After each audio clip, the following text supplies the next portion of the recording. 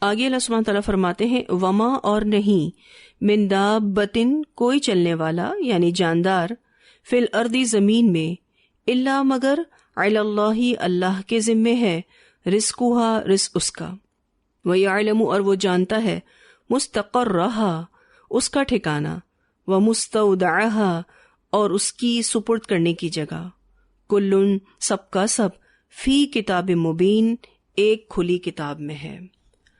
یہاں اس آیت میں اللہ سبحانہ تعالیٰ نے پہلی بات یہ بتائی کہ زمین پر چلنے والی ہر مخلوق خواہ وہ انسان ہو یا جن، چرند پرند ہوں، کوئی چھوٹی بڑی مخلوق ہو، بری اور بحری مخلوق ہو، سب کو اللہ رزق دیتا ہے۔ اس کائنات میں اللہ نے رزق کو تقسیم کرنے کا جو سسٹم بنایا ہے اس سے ہر جاندار کو اس کی ضروریات زندگی مل جاتی ہے۔ اب اگر کہیں بھی رزق کی تقسیم میں کوئی کمی بیشی نظر آئے تو اس کا ذمہ دار انسان ہے، کیونکہ ہم دیکھتے ہیں کہ انسان ایک دوسرے پر ظلم کرتے ہیں، ایک دوسرے کو دھوکہ دیتے ہیں، فریب دیتے ہیں، لوٹ مار کرتے ہیں۔ اس کا نتیجہ یہ ہوتا ہے کہ رزق کی تقسیم میں کمی بیشی نظر آتی ہے۔ تو اللہ سبحانہ تعالیٰ تو ہر مخلوق کو رزق دیتا ہے، اللہ کے ذمے ہے ہر مخلوق کو روزی پہنچانا، یہ اس کا اٹل وعدہ ہے جو وہ بطور احسان پورا کرتا رہتا ہے۔ ہر ایک جاندار کو روزی پہنچاتا ہے، جتنی بھی چھوٹی بڑی مخلوقات ہیں اللہ کے ذمے ہے اس کا رزق، خواہ وہ زمین میں رہ رہی ہوں یا دریاؤں میں یا سمندروں میں۔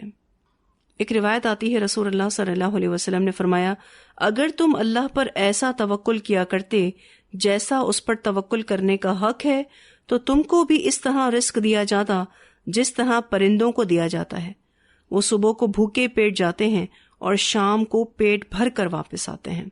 اسے ترمذی نے روایت کیا ہے۔ یعنی آپ اللہ کا احسان دیکھیے کہ کس طرح سے وہ ہر جاندار کو روزی پہنچاتا ہے۔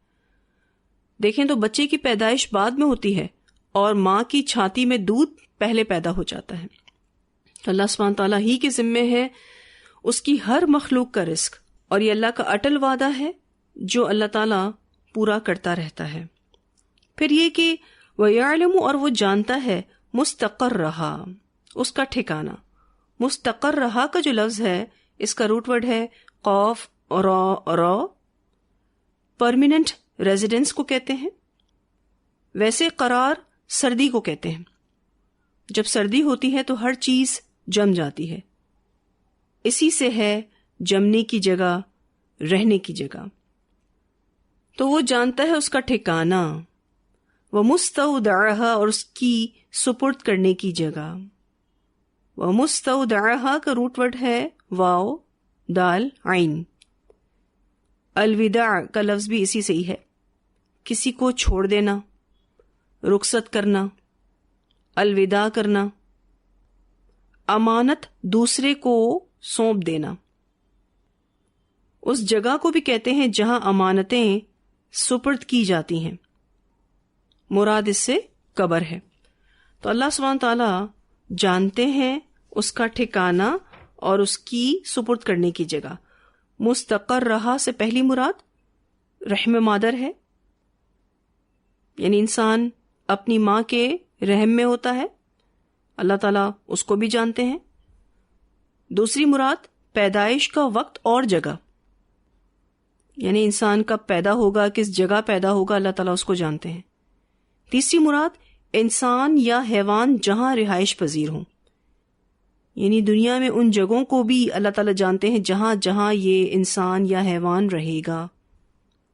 اسی طرح سے مستودعھا سے پہلی مراد باپ کا صلب، باپ کی پیٹھ، جہاں نطفے کی شکل میں انسان ہوتا ہے، اللہ اس کو بھی جانتا ہے۔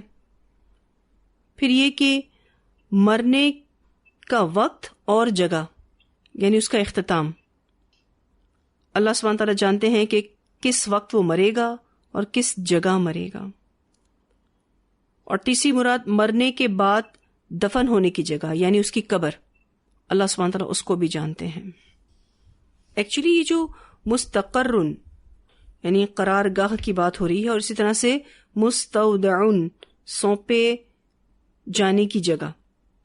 ایکچولی مستودعن اس گودام کو بھی کہتے ہیں جہاں کوئی چیز ذخیرہ کی جاتی ہے یا امانتیں بطور حفاظت رکھی جاتی ہیں.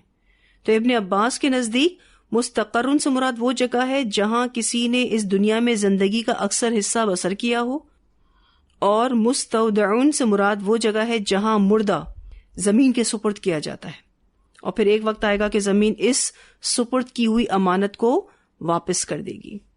جیسے قیامت آئے گی تو قبریں پھٹیں گی اور مردے اس سے نکلیں گے. تو ابن عباس یہ معنی کرتے ہیں. مستقرن کا معنی کیا کرتے ہیں؟ وہ جگہ جہاں کسی نے اس دنیا میں زندگی کا اکثر حصہ بسر کیا ہو، اور مستودعن سے مراد کہتے ہیں وہ جگہ جہاں مردہ زمین کے سپرد کیا جاتا ہے، اور پھر ایک وقت آئے گا کہ زمین اس سپرد کی ہوئی امانت کو واپس کر دے گی. پھر اللہ سبحانہ تعالیٰ فرماتے ہیں کلن، سب کا سب، فی کتاب مبین، ایک کھلی کتاب میں ہے. کتاب مبین سے مراد یہاں پر لوح محفوظ ہے. ایک روایت آتی ہے، سیدنا عبداللہ بن عمر رضی اللہ عنہما بیان کرتے ہیں کہ میں نے رسول اللہ صلی اللہ علیہ وسلم سے سنا، آپ صلی اللہ علیہ وسلم فرماتے تھے اللہ تعالیٰ نے مخلوقات کی تقدیریں آسمانوں اور زمین کے بنانے سے 50,000 سال پہلے لکھی، اور اس وقت اللہ تعالیٰ کا عرش پانی پر تھا. اسے مسلم نے روایت کیا ہے. یعنی اللہ سبحانہ تعالیٰ نے لوح محفوظ میں ہر چیز مینشن کر لی ہے. کل فی کتاب مبین، وہوا، اور وہ اللہ، الذی جس نے خلق پیدا کیا، السماوات والارض آسمانوں کو اور زمین کو، فی 6 ایام 6 دنوں میں. اب یہ 6 دن کی کیا حقیقت ہے، کتنے لمبے تھے، اللہ ہی بہتر جانتا ہے. وکانا، اور تھا، عرشہ، اس کا عرش، علی الماء، پانی پر، اور اس کا عرش پانی پر تھا. اس بات کی حقیقت کو بھی اللہ سبحانہ تعالیٰ ہی جانتے ہیں کہ اس کا عرش کس اعتبار سے پانی پر تھا. کچھ روایات آتی ہیں کہ جس سے یہ پتہ چلتا ہے کہ اللہ کا عرش پانی پر تھا اور ہمیں بس اتنا ہی علم دیا گیا ہے. رسول اللہ صلی اللہ علیہ وسلم نے فرمایا ابتدا میں اللہ تعالیٰ ہی کی ذات تھی، اس سے پہلے کوئی چیز نہیں تھی، اور اس کا عرش پانی پر تھا. پھر اس نے آسمانوں کو اور زمین کو پیدا کیا اور لوح محفوظ میں ہر چیز تحریر فرمائی. اسے بخاری نے روایت کیا ہے. اور ایک روایت ابھی ہم نے پڑھی کہ جس میں نبی اکرم صلی اللہ علیہ وسلم نے فرمایا کہ اللہ تعالیٰ نے آسمانوں اور زمین کو پیدا کرنے سے 50,000 سال پہلے مخلوقات کی تقدیریں تحریر فرمائی، اور اس کا عرش اس وقت پانی پر تھا. یہ مسلم کی روایت ہے. ایک اور روایت میں آتا ہے رسول اللہ صلی اللہ علیہ وسلم نے فرمایا اللہ تعالیٰ فرماتا ہے اے انسان، تو میری راہ میں خرچ کر، میں تجھے عطا کروں گا. اور فرمایا اللہ تعالیٰ کا ہاتھ بھرا ہوا ہے، دن رات خرچ کرنا بھی اس میں کمی نہیں لاتا. ذرا خیال تو کرو کہ آسمان اور زمین کی پیدائش سے لے کر اب تک کتنا خرچ کیا ہوگا، لیکن اس کے داہنے ہاتھ میں جو تھا وہ کم نہیں ہوا. یعنی اللہ سبحانہ تعالیٰ نے اتنا کچھ خرچ کیا لیکن کوئی کمی نہیں ہوئی. اس کا عرش پانی پر تھا. اس حدیث میں بھی یہ بات بیان ہوئی ہے. اس کے ہاتھ میں میزان ہے جسے وہ جھکاتا بھی ہے اور اونچا بھی کرتا ہے. اسے بخاری نے روایت کیا ہے. تو یہاں جو یہ بات ہو رہی ہے کہ وَكَانَ عَرْشُهُ عَلَى الْمَاءِ، اور تھا اس کا عرش پانی پر، تو جتنا علم ہمیں دیا گیا ہم بس اتنا ہی جانتے ہیں. اس کی اصل حقیقت اللہ سبحانہ تعالیٰ ہی کو پتہ ہے. تو اللہ سبحانہ تعالیٰ عظیم قدرتوں کا مالک ہے، اور اس کی دلیل آسمان اور زمین کی تخلیق ہے. اللہ تعالیٰ نے آسمان اور زمین کو 6 دنوں میں پیدا کیا. آسمان اور زمین کی تخلیق سے پہلے اللہ تعالیٰ کا عرش پانی پر تھا. لِيَبْلُوَكُمْ، تاکہ وہ آزمائے تم کو، اَيُّكُمْ، کون تم میں، احسن عملا، زیادہ اچھا ہے عمل کرنے میں. اللہ تعالیٰ نے انہیں یعنی آسمانوں اور زمین کو اس لیے پیدا کیا کہ اس کے بندے زمین پر سکون سے رہیں اور اس کی نعمتوں سے فائدہ اٹھائیں اور ایک اللہ کی عبادت کریں، نیکی اور خیر کے کاموں میں ایک دوسرے سے آگے بڑھنے کی کوشش کریں، تاکہ کل قیامت کے دن اللہ سبحانہ تعالیٰ ان کو ان کے اعمال کے مطابق بدلا دے. اللہ تعالیٰ یہ دیکھنا چاہتا ہے کہ کون تم میں سے زیادہ اچھا ہے عمل کرنے میں۔ یہ ہے اس دنیا کے بنانے کا مقصد۔ کیوں بنائی اللہ تعالیٰ نے یہ دنیا؟ بعض دفعہ یہ سوال ہم سب کے ذہنوں میں آتا ہے نا، تو یہاں اس کا جواب ہے لِیَبْلُوَکُمْ أَیُّکُمْ أَحْسَنُ عَمَلًا۔ قابل غور بات یہ ہے کہ یہاں عمل کے ساتھ اکثر کا نہیں بلکہ احسن کا لفظ استعمال ہوا ہے، اور کوئی بھی عمل اس وقت تک احسن نہیں ہو سکتا جس میں دو شرائط نہ ہوں۔ پہلی شرط اخلاص ہو، دوسری شرط سنت کے مطابق ہو، ان میں سے ایک شرط بھی کم نہ ہو، تو ہی یہ احسن عمل بنتا ہے۔ تو اللہ سبحانہ تعالیٰ نے آسمانوں اور زمین کے پیدا کرنے کا مقصد یہ بتایا کہ جنوں اور انسانوں کی آزمائش ہے۔ یہ کائنات کا نظام بے مقصد نہیں ہے، بلکہ اچھے اور برے لوگوں کی جانچ پڑتال کی جا رہی ہے۔ اچھے عمل کرنے والوں کے لیے جنت ہے اور برے عمل کرنے والوں کے لیے دوزخ ہے۔ وَلَئِن اور البتہ اگر قلتا آپ کہیں انکم بے شک تم مبعوثون اٹھائے جانے والے ہو من بعد الموت موت کے بعد، لیقولن البتہ ضرور کہیں گے الذین کفروا وہ لوگ جنہوں نے کفر کیا، ان ھذا نہیں یہ الا مگر سحر مبین کھلا جادو۔ اب یہاں آیت کے حصے میں بعث بعد الموت کے متعلق مشرکین کا جھگڑا بتایا جا رہا ہے، یعنی موت کے بعد جو جی اٹھنا ہے اس کے حوالے سے مشرکین کا جو جھگڑا تھا اس کو یہاں بیان کیا جا رہا ہے۔ یہ لوگ کفر اور سرکشی اختیار کرتے ہوئے کہتے ہیں کہ ہم آپ کی اس بات کی تصدیق نہیں کر سکتے کہ مرنے کے بعد دوبارہ بھی اٹھنا ہے۔ ایسی بات تو صرف وہی شخص مان سکتا ہے جس پر آپ نے جادو کر دیا ہو۔ اس لیے وہ کیا کہتے تھے؟ ان ھذا الا سحر مبین۔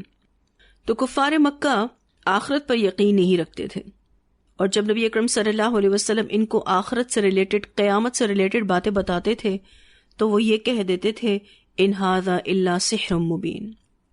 وَلَئِن اور البتہ اگر اخرنا ٹال دیں ہم عنہم العذاب ان پر سے عذاب کو، الی امتن ایک مدت تک، معدودتن گنی چنی، لیقولن البتہ وہ کافر ضرور کہیں گے ما یحبسہ کس چیز نے روک رکھا ہے اس کو۔ اور بلا شبہ اگر ہم ان سے عذاب کو ایک گنی ہوئی مدت تک پوسٹ پون کر دیں، مؤخر کر دیں، تو یقیناً ضرور کہیں گے کہ اسے کیا چیز روک رہی ہے۔ یہ تکذیب کرتے ہوئے اور جلد بازی کا مظاہرے کرتے ہوئے کہہ دیں گے کہ اس عذاب کو آنے سے کس چیز نے روکا ہے۔ ویسے جھٹلانا اور شک کرنا ان کی عادت بن چکا تھا۔ الا خبردار، یوم جس دن یأتیہم وہ عذاب آ جائے گا ان کے پاس، لیسا نہیں ہے مصروفا عنہم پھیرا جانے والا ان سے، وحاق بہم اور گھیر لے گا ان کو ما کانوا جو تھے وہ یعنی عذاب بہی ساتھ اس کے یستہزئون مذاق اڑاتے، یعنی جس عذاب کا وہ مذاق اڑاتے تھے وہ عذاب ہی ان کو گھیر لے گا۔ یہاں ان کافروں کی فطرت میں جو کجی واقع ہوئی ہے، یعنی قرآن کو اور رسول اللہ صلی اللہ علیہ وسلم کو جھٹلانا، اللہ کی طرف سے بھیجی ہوئی ہر خبر میں شک کرنا، اس کے بارے میں بتایا جا رہا ہے کہ یہ ان کی عادت بن گئی ہے۔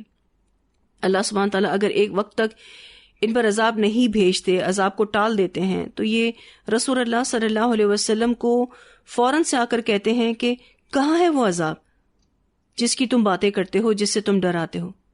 کون سی ایسی چیز ہے جس نے اس عذاب کو پوسٹ پون کر دیا ہے؟ تو اللہ سبحانہ تعالیٰ نے قرآن پاک میں کئی جگہوں پر ان کی اس جلد بازی کا جواب بھی دیا ہے کہ تم جلدی نہ کرو، جب وہ تم پر نازل ہو جائے گا تو اسے کوئی ٹال نہیں سکے گا۔ جیسے کہ یہاں پر بھی یہ بات ہو رہی ہے، الا یوم یأتیہم لیس مصروفا عنہم وحاق بہم ما کانوا بہ یستہزئون۔ یہاں جو امتن کا لفظ آیا ہے، امتن کا لفظ قرآن و سنہ میں بہت سے اور معنی میں بھی استعمال ہوتا ہے۔ مدت کے معنوں میں بھی استعمال ہوتا ہے جیسا کہ اس آیت میں ہے، اسی طرح سے امام کے معنی میں بھی استعمال ہوتا ہے۔ سورۃ النحل آیت نمبر 120 میں اللہ سبحانہ تعالیٰ فرماتے ہیں ان ابراہیم کان امتن، بے شک ابراہیم تھے امام. ٹھیک ہے، ابراہیم علیہ السلام کو ایک امت کہا گیا کیونکہ ایک امت میں جتنی خوبیاں اور صلاحیتیں ہوتی ہیں وہ ایک ابراہیم میں تھیں. یا پھر ایک امت سب مل کر جو توحید پر عمل کرتی ہے اتنا توحید کا جذبہ ایک ابراہیم میں تھا. پھر اسی طرح سے امت کا لفظ ملت اور دین کے معنی میں بھی استعمال ہوتا ہے. سورہ زخرف آیت نمبر 23 میں اللہ سبحانہ تعالیٰ فرماتے ہیں انا وجدنا آباءنا علی امتن، بے شک پایا ہم نے اپنے آباء و اجداد کو دین پر یا پھر ملت پر. پھر اسی طرح سے جماعت کے معنوں میں بھی استعمال ہوتا ہے. سورۃ النحل آیت نمبر 36 اللہ سبحانہ تعالیٰ فرماتے ہیں وَلَقَدْ بَعَثْنَا فِي كُلِّ أُمَّةٍ رَسُولًا، اور البتہ تحقیق بھیجا ہم نے ہر امت میں ایک رسول، ہر جماعت میں ایک رسول. پھر اسی طرح سے گروہ اور فرقے کے معنوں میں بھی آتا ہے. خیر، یہاں امتن سے مراد مدت ہے. ان مختلف معنوں کو بتانے کا مقصد یہی ہے کہ آپ ہر جگہ پر جو بھی معنی آئے گا اس کو سمجھ سکیں. ٹھیک ہے نا. یہاں پر امام کا معنی تو نہیں کیا جا سکتا. یہاں پر آپ دیکھیں تو اس آیت میں دین اور ملت کا معنی بھی نہیں کیا جا سکتا، جماعت کا معنی بھی نہیں کیا جا سکتا، گروہ اور فرقے کا معنی بھی نہیں کیا جا سکتا. ٹھیک ہے، تو یہاں امت کا لفظ مدت کے معنوں میں ہے. اتنی آیات کی تلاوت سنتے ہیں، پھر انشاءاللہ آگے پڑھیں گے. وَمَا مِن دَابَّةٍ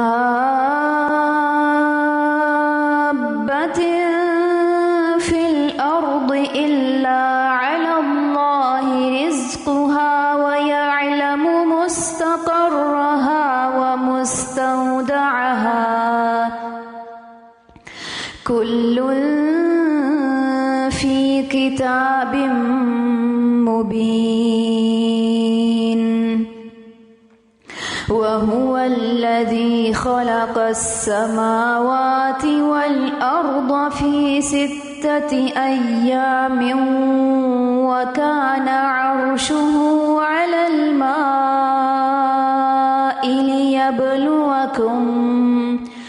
لِيَبْلُوَكُمْ أَيُّكُمْ أَحْسَنُ عَمَلًا. وَلَئِن قُلْتَ إِنَّكُمْ مَبْعُوثُونَ مِنْ بَعْدِ الْمَوْتِ لَيَقُولَنَّ الَّذِينَ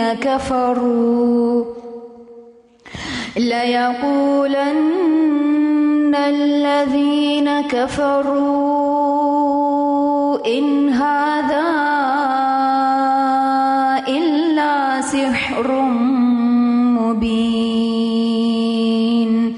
وَلَئِنْ أَخَّرْنَا عَنْهُمُ الْعَذَابَ إِلَىٰ أُمَّةٍ مَّعْدُودَةٍ لَيَقُولُنَّ مَا يَحْبِسُهُ أَلَا يَوْمَ يَأْتِيهِمْ لَيْسَ مَصْرُوفًا عَنْهُمْ وَحَاقَ بِهِمْ مَا كَانُوا بِهِ يَسْتَهْزِئُونَ.